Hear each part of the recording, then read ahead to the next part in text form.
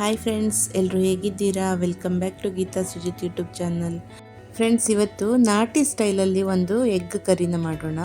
ಮಾಡೋದು ತುಂಬ ಸಿಂಪಲ್ ಆಗಿರುತ್ತೆ. ಇದನ್ನು ಚಪಾತಿ, ಇಡ್ಲಿ, ದೋಸೆ ಹಾಗೆ ರೈಸ್ ಜೊತೆ ಕೂಡ ತಿನ್ಬೋದು. ತುಂಬ ಈಸಿ ಕೂಡ ಇರುತ್ತೆ. ಸಿಂಪಲ್ ಮೆಥಡು, ಜಾಸ್ತಿ ಏನು ಟೈಮ್ ತೊಗೊಳ್ಳಲ್ಲ, ಈಸಿಯಾಗಿ ಮಾಡ್ಕೋಬೋದು. ಈ ನಾಟಿ ಸ್ಟೈಲ್ ಎಗ್ ಕರಿ ರೆಸಿಪಿ ಮಾಡಲಿಕ್ಕೆ ಮಸಾಲೆನ ರುಬ್ಕೋಬೇಕಾಗುತ್ತೆ. ಅದಕ್ಕೆ ಏನೇನು ಮಸಾಲೆ ಹಾಕಬೇಕಾಗುತ್ತೆ ಅಂತ ನಿಮಗೆ ತೋರಿಸ್ಕೊಡ್ತೀನಿ. ನಾನು ಒಂದು ಪ್ಯಾನಿಗೆ ಸ್ವಲ್ಪ ಆಯಿಲ್ನ ಹಾಕಿ 2 ಮೀಡಿಯಮ್ ಸೈಜ್ ಈರುಳ್ಳಿನ ಕಟ್ ಮಾಡಿ ಇಟ್ಕೊಂಡಿದ್ದೆ, ಅದನ್ನು ಹಾಕ್ಕೊಳ್ತಾ ಇದ್ದೀನಿ. ಅದನ್ನು ಹಾಕಿ ಚೆನ್ನಾಗಿ ಸ್ವಲ್ಪ ಫ್ರೈ ಮಾಡ್ಕೋಬೇಕು. ಫ್ರೈ ಮಾಡ್ಕೊಂಡಿದ್ದೆ ನಾನಿಲ್ಲಿ ಅದಕ್ಕೆ ಹಸಿಮೆಣಸನ್ನು ಹಾಕ್ತಾ ಇದ್ದೀನಿ. ಒಂದು 10-12 ಆಗುವಷ್ಟು ಹಸಿಮೆಣಸನ್ನು ನಾನು ಇಲ್ಲಿ ಸೇರಿಸ್ಕೊಳ್ತಾ ಇದ್ದೀನಿ. ಹಸಿಮೆಣಸು ಹಾಕಿದ್ದೆ ಚೆನ್ನಾಗಿ ಫ್ರೈ ಮಾಡ್ಕೋಬೇಕು. ಹಾಗೆ ನಿಮಗೆ ಖಾರಕ್ಕೆ ಎಷ್ಟು ಹಸಿಮೆಣಸು ಬೇಕಾಗುತ್ತೆ ಅಷ್ಟು ಹಾಕ್ಕೊಳ್ಳಿ. ಹಾಗೆ ಕೆಲವರು ಹಸಿಮೆಣಸನ್ನ ತಿನ್ನಲ್ಲ, ಅವ್ರಿಗೆ ಹೊಟ್ಟೆಲಿ ಉರಿ ಬರುತ್ತೆ, ಗ್ಯಾಸ್ಟ್ರಿಕ್ ಆಗುತ್ತೆ ಅಂತ. ಅಂಥವರು ಖಾರದ ಪುಡಿ ಅಂದರೆ ಮೆಣಸಿನ ಪುಡಿನ ಕೂಡ ಸೇರಿಸ್ಕೋಬೋದು. ನಂತರ ನಾನಿಲ್ಲಿ ಬೆಳ್ಳುಳ್ಳಿ ಮತ್ತು ಶುಂಠಿನ ಹಾಕ್ಕೊಂಡಿದ್ದೀನಿ. 4 ಎಸಳು ಬೆಳ್ಳುಳ್ಳಿ ಹಾಗೂ ಶುಂಠಿ ಅರ್ಧ ಇಂಚ್ ಹಾಕ್ಕೊಂಡಿದ್ದೀನಿ. ನಂತರ ನಾನಿಲ್ಲಿ ಅರ್ಧ ಟೇಬಲ್ ಸ್ಪೂನ್ ಆಗಷ್ಟು ಜೀರಿಗೆ ಹಾಗೂ ಅರ್ಧ ಟೇಬಲ್ ಸ್ಪೂನ್ ಪೆಪ್ಪರ್ ಹಾಗೂ ಚಕ್ಕೆ ಮತ್ತು ಲವಂಗನ ಹಾಕ್ಕೊಂಡಿದ್ದೀನಿ. 4 ಪೀಸ್ ಚಕ್ಕೆ ಹಾಕ್ಕೊಂಡಿದ್ದೀನಿ, ಚಿಕ್ಕ ಚಿಕ್ಕದಾಗಿ ಕಟ್ ಮಾಡಿ. ಹಾಗೆ 5-6 ಪೀಸ್ ಲವಂಗನ ಹಾಕಿ ಚೆನ್ನಾಗಿ ಫ್ರೈ ಮಾಡ್ಕೊಂಡಿದ್ದೀನಿ. ನಂತರ ನಾನಿಲ್ಲಿ ಗೋಡಂಬಿನ ಹಾಕ್ಕೊಳ್ತಾ ಇದ್ದೀನಿ. ಗೋಡಂಬಿ ಕೂಡ ತುಂಬ ಟೇಸ್ಟ್ ಕೊಡುತ್ತೆ ಇದಕ್ಕೆ. ನಾನು 5-6 ಪೀಸ್ ಗೋಡಂಬಿನ ಈ ರೀತಿಯಾಗಿ ಕಟ್ ಮಾಡಿ ಹಾಕಿ ಫ್ರೈ ಮಾಡ್ಕೊಳ್ತಾ ಇದ್ದೀನಿ. ಚೆನ್ನಾಗಿ ಒಂದ್ಸಲ ಎಲ್ಲವನ್ನು ಮಿಕ್ಸ್ ಮಾಡ್ಕೋಬೇಕು, ಹಾಗೆ ಸ್ವಲ್ಪ ಫ್ರೈ ಮಾಡ್ಕೋಬೇಕು. ನಂತರ ನಾನಿಲ್ಲಿ ಅರ್ಧ ಕಟ್ಟು ಕೊತ್ತಂಬರಿ ಸೊಪ್ಪನ್ನು ಹಾಕ್ಕೊಂಡಿದ್ದೀನಿ. ಹಾಗೆ 1/4 ಕಟ್ಟು ಪುದೀನ ಸೊಪ್ಪನ್ನು ಕೂಡ ಸೇರಿಸ್ಕೊಂಡಿದ್ದೀನಿ. ಅದೆಲ್ಲವನ್ನು ಚೆನ್ನಾಗಿ ಒಂದ್ಸಲ ಮಿಕ್ಸ್ ಮಾಡ್ಕೋಬೇಕು. ಸ್ವಲ್ಪ ಮಿಕ್ಸ್ ಆಗಿದ್ದೆ ನಂತರ ನಾನಿಲ್ಲಿ ಅರ್ಧ ಕಪ್ಪು ತೆಂಗಿನಕಾಯಿ ತುರಿನ ಹಾಕ್ಕೊಳ್ತಾ ಇದ್ದೀನಿ. ಸ್ವಲ್ಪನೇ ಹಾಕ್ಕೊಂಡಿದ್ದೀನಿ, ಜಾಸ್ತಿ ಏನು ಹಾಕ್ಕೊಂಡಿಲ್ಲ. ಇದೆಲ್ಲವನ್ನು ಚೆನ್ನಾಗಿ ಒಂದ್ಸಲ ಫ್ರೈ ಮಾಡ್ಕೋಬೇಕು. ಇದು ಸ್ವಲ್ಪ ಬಾಡಿದ ನಂತರ ನಾನಿಲ್ಲಿ 1 ಟೇಬಲ್ ಸ್ಪೂನ್ ಆಗುವಷ್ಟು ಅರಿಶಿಣ ಪುಡಿನ ನಾನಿಲ್ಲಿ ಸೇರಿಸ್ಕೊಳ್ತಾ ಇದ್ದೀನಿ. ಅರಿಶಿಣ ಪುಡಿ ಹಾಕಿದ್ದೆ, ಇದಕ್ಕೇ ಕೂಡ ನಾನು ಉಪ್ಪನ್ನು ಸೇರಿಸ್ಕೊಂಡು ರುಬ್ಕೊಳ್ತಾ ಇದ್ದೀನಿ. ಮಸಾಲೆ ರುಬ್ಬೇಕಾದ್ರೇ ಉಪ್ಪು ಹಾಕ್ಕೊಳ್ತಾ ಇದ್ದೀನಿ. 1 ಟೇಬಲ್ ಸ್ಪೂನ್ ಉಪ್ಪನ್ನು ಕೂಡ ಸೇರಿಸ್ಕೊಂಡಿದ್ದೀನಿ. ಹಾಗೆ ಎಲ್ಲವನ್ನು ಒಂದ್ಸಲ ಚೆನ್ನಾಗಿ ಮಿಕ್ಸ್ ಮಾಡ್ಕೋಬೇಕು.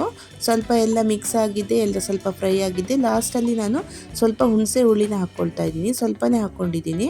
ಹಾಗೆ ಸ್ಟವ್ನ ಆಫ್ ಮಾಡಿ ಅದನ್ನ ತಣ್ಣಗಾಗಲಿಕ್ಕೆ ಬಿಟ್ಟಿದ್ದೀನಿ. ನಂತರದಲ್ಲಿ ನಾನಿಲ್ಲಿ ಒಂದು ಪಾತ್ರೆಗೆ 1 ಟೇಬಲ್ ಸ್ಪೂನ್ ಆಗೋಷ್ಟು ಆಯಿಲ್ನ ಹಾಕ್ಕೊಂಡು 1 ಈರುಳ್ಳಿನ ಚಿಕ್ಕದಾಗಿ ಕಟ್ ಮಾಡಿ ಇಟ್ಕೊಂಡಿದ್ದೆ, ಅದನ್ನು ಕೂಡ ಸೇರಿಸ್ಕೊಳ್ತಾ ಇದ್ದೀನಿ. ಹಾಗೆ ಸ್ವಲ್ಪ ಫ್ರೈ ಆಗಿದ್ದೆ ನಾನಿಲ್ಲಿ ಇದಕ್ಕೆ ಅರ್ಧ ಟೇಬಲ್ ಸ್ಪೂನ್ ಆಗುವಷ್ಟು ಜೀರಿಗೆನ ಕೂಡ ಸೇರಿಸ್ಕೊಳ್ತಾ ಇದ್ದೀನಿ. ಹಾಗೆ ಇಲ್ಲಿ ನಾನು ಕರಿಬೇವಿನ ಸೊಪ್ಪು ಕೂಡ ಹಾಕ್ಕೊಳ್ತಾ ಇದ್ದೀನಿ. ಅದೆಲ್ಲವನ್ನು ಹಾಕ್ಕೊಂಡ ನಂತರ ಚೆನ್ನಾಗಿ ಒಂದ್ಸಲ ಫ್ರೈ ಮಾಡ್ಕೋಬೇಕು. ಆ ಈರುಳ್ಳಿ ಎಲ್ಲ ಚೆನ್ನಾಗಿ ಸ್ಮೂತ್ ಆಗೋ ತನಕ ಚೆನ್ನಾಗಿ ಫ್ರೈ ಮಾಡ್ಕೋಬೇಕು. ಇದು ಫ್ರೈ ಆಗೋಷ್ಟರಲ್ಲಿ ನಾನು ಮಸಾಲೆ ರುಬ್ಕೊಳ್ತಾ ಇದ್ದೀನಿ. ಈ ಮಸಾಲೆ ರುಬ್ಬಬೇಕಾದ್ರೆ ಚೆನ್ನಾಗಿ ನುಣ್ಣಗೆ ರುಬ್ಕೊಳ್ಳಿ.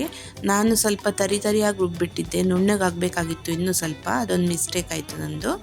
ನೀವು ಮಸಾಲೆ ರುಬ್ಬಬೇಕಾದ್ರೆ ಚೆನ್ನಾಗಿ ನುಣ್ಣಗೆ ರುಬ್ಕೊಳ್ಳಿ. ಹಾಗೆ ನಾನು ಇದನ್ನು ರುಬ್ಬಿರೋ ಮಸಾಲೆನ ಇದಕ್ಕೆ ಹಾಕ್ಕೊಳ್ತಾ ಇದ್ದೀನಿ. ಆನಿಯನ್ ಕೂಡ ಚೆನ್ನಾಗಿ ಫ್ರೈ ಆಗಿತ್ತು. ನಂತರದಲ್ಲಿ ಇದೆಲ್ಲವನ್ನು ಚೆನ್ನಾಗಿ ಮಿಕ್ಸ್ ಮಾಡ್ಕೊಳ್ತಾ ಇದ್ದೀನಿ. ಹಾಗೆ ಅದೇ ಮಿಕ್ಸಿ ಜಾರಿಗೆ ನಾನು ಸ್ವಲ್ಪ ನೀರನ್ನು ಹಾಕಿ ಅದನ್ನ ಹಾಕ್ಕೊಳ್ತಾ ಇದ್ದೀನಿ. ನೀರನ್ನು ಕೂಡ ಇಲ್ಲಿ ಸೇರಿಸ್ಕೊಳ್ತಾ ಇದ್ದೀನಿ. ನಿಮಗೆ ಎಷ್ಟು ನೀರು ಬೇಕು ಅಂತ ನೋಡಿ ಹಾಕ್ಕೊಳ್ಳಿ. ಸ್ವಲ್ಪ ದಪ್ಪ ಬೇಕು ಅಂದರೆ ಸ್ವಲ್ಪ ಹಾಕ್ಕೊಳ್ಳಿ.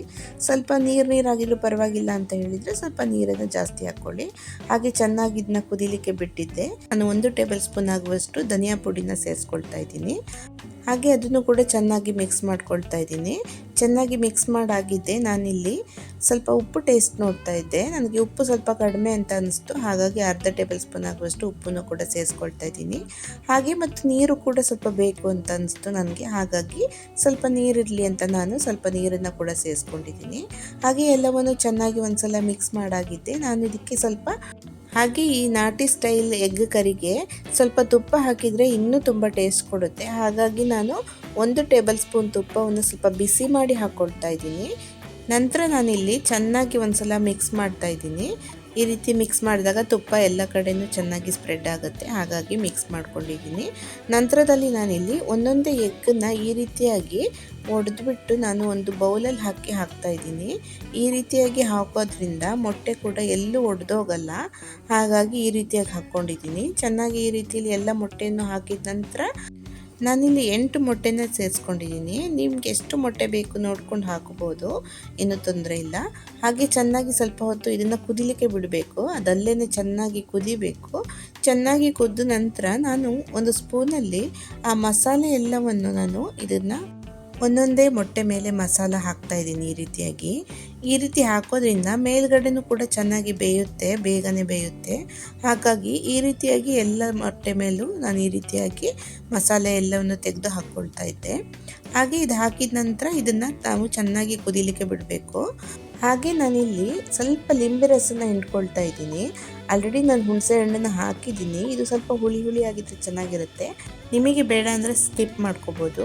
ನೋಡಿ, ಇವಾಗ ಚೆನ್ನಾಗಿ ನಾಟಿ ಸ್ಟೈಲಲ್ಲಿ ನಮ್ಮ ಎಗ್ ಕರಿ ರೆಡಿಯಾಗಿದೆ. ನಾನು ಇದನ್ನು ಬಿಸಿ ರೈಸ್ ಮತ್ತು ಪುಳಿಯೋಗರೆ ಜೊತೆ ತಿಂತಾ ಇದ್ದೀನಿ. ಇದು ತಿನ್ನೋಕ್ಕೆ ತುಂಬ ಚೆನ್ನಾಗಿ ಟೇಸ್ಟ್ ಆಗಿತ್ತು. ನಾನು ಮೊದಲೇ ಹೇಳಿದ ಹಾಗೆ ಇದನ್ನು ಸ್ವಲ್ಪ ನುಣ್ಣಗೆ ರುಬ್ಕೊಂಡ್ರೆ ಇನ್ನೂ ಚೆನ್ನಾಗಿ ಬರುತ್ತೆ. ಹಾಗೆ ಫ್ರೆಂಡ್ಸ್, ಈ ವಿಡಿಯೋ ನಿಮಗೆ ಇಷ್ಟ ಆಗಿದ್ರೆ ನನ್ನ ಚಾನಲ್ನ ಸಬ್ಸ್ಕ್ರೈಬ್ ಮಾಡ್ಕೊಳ್ಳಿ. ಹಾಗೆ ಪಕ್ಕದಲ್ಲಿರ್ತಕ್ಕಂಥ ಬೆಲ್ ಬಟನ್ನು ಕೂಡ ಕ್ಲಿಕ್ ಮಾಡಿ, ನಿಮಗೆ ನೋಟಿಫಿಕೇಷನ್ ಮೊದಲೇ ಬರುತ್ತೆ. ಹಾಗೆ ಈ ವಿಡಿಯೋನ ನಿಮ್ಮ ಫ್ಯಾಮಿಲಿ ಮತ್ತು ಫ್ರೆಂಡ್ಸ್ಗೆ ಶೇರ್ ಮಾಡಿ ಫ್ರೆಂಡ್ಸ್. ಹಾಗೆ ಲೈಕ್ ಮತ್ತು ಕಮೆಂಟ್ ಮಾಡಿ ಫ್ರೆಂಡ್ಸ್. Thank you.